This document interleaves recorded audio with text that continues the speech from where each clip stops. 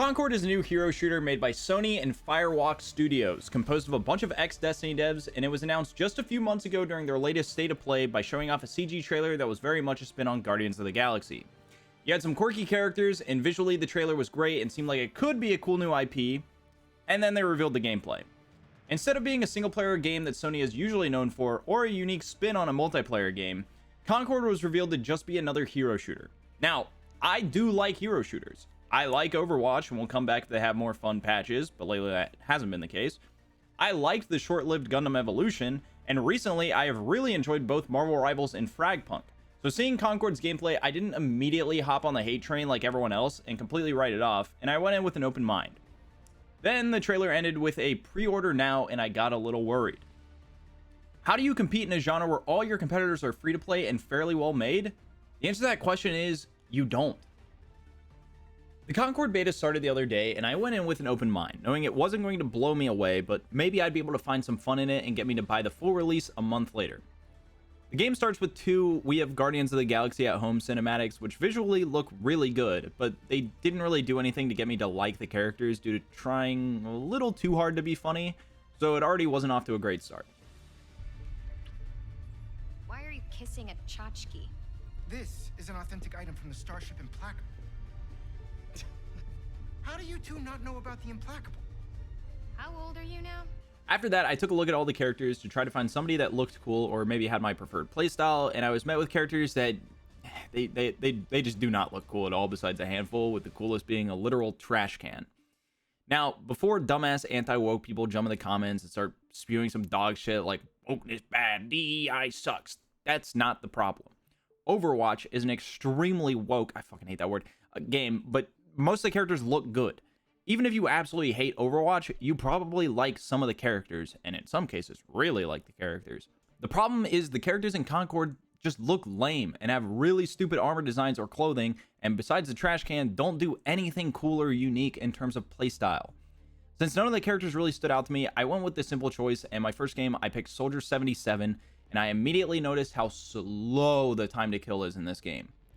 Basically, everyone is playing a ZDPS build from Diablo. Like, you could put an entire magazine into a regular DPS character, and you would barely have enough damage to kill them, even hitting most of your shots.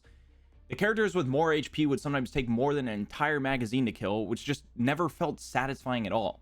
As somebody that likes higher time to kill games because of the outplay potential, you would think I would like this, but this is literally like 2 to 3 times slower than even games like Halo or Apex. I think another thing that makes the slow time to kill feel really bad is the outrageous amount of aim punch in this game, which is always a shitty mechanic in any FPS game. Oh, and speaking of slow, the base movement speed of all the characters is way too slow. And in the case of tanks, since you're like 2 to 3 times bigger than everyone else, it really feels like you're moving through mud when you move around. There are a couple characters like the Knife Girl and the girl from Scott Pilgrim that are fast, but outside of that, the base movement is way too slow and seriously needs to be way higher for the full launch. But before they get to the full launch, I'm just going to come right out and say it. This game needs major delays because this game as of right now is a complete mess. For one, the optimization is terrible, where I drop below 60 FPS on a 4090 at the lowest settings. Now keep in mind, this doesn't have frame gen on because frame gen adds input lag, but like when I do have frame gen, it's 140 FPS, but it drops down to like 100, but the input lag just fucking sucks. There are also crashing issues and a ton of bugs, with the biggest one I saw being if you're on multiple monitor setup, your mouse will just randomly go to the other monitors while you're mid-combat. This happened to me about, I'm not even kidding, like 3,000 times while playing for 4 hours, and I even managed to completely stop my Twitch stream twice because my mouse closed OBS while I was mid-combat. Now, I don't know how the game runs on a PS5 since I don't play shooters on console, but with how bad the PC port is, I'm just going to assume it's not great on PS5.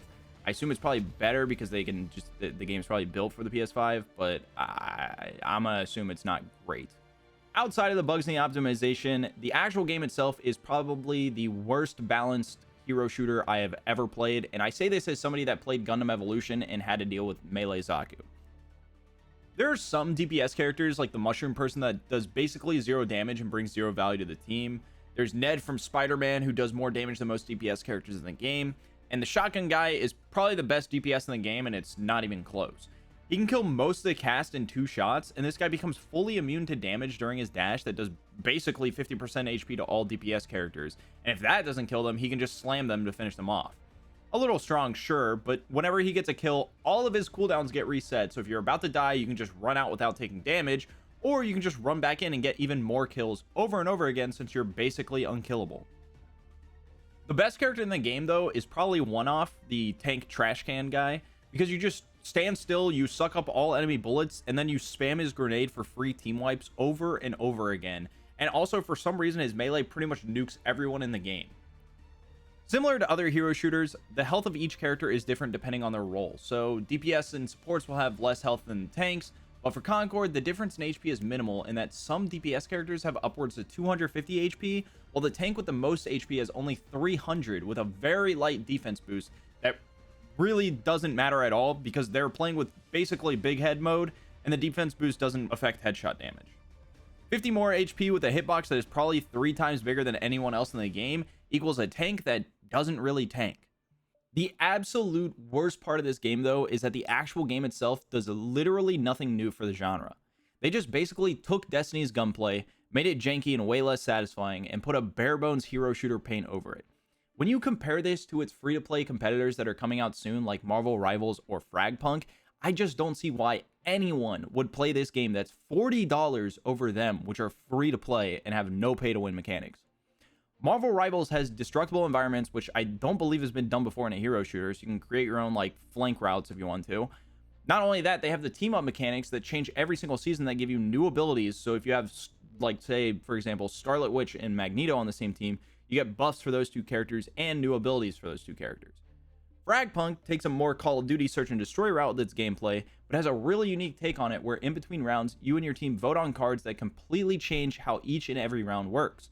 You can have a round where enemies have big head mode, so headshots are easier. You can get ricochet rounds, cards that completely change how the map looks and how it plays, and cards that can make you literally pick up the bomb site and move it wherever you want. There are a ton of wacky cards that you can use to help you, but you also have to take into account what the enemy team is voting on, as you can also get affected by their cards. Fragpunk and Marvel Rivals both do unique things for the genre, and both of these games, even in an alpha state, ran and played way better than Concord does. And Concord also does literally nothing unique for the genre.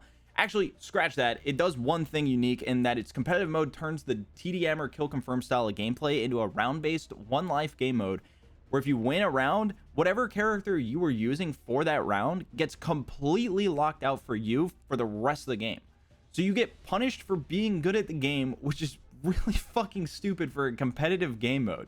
I don't know their thought process. Like say you're a tank player in Overwatch and you're a tank player in this game. There's only 2 tanks, one of which isn't even like an actual tank.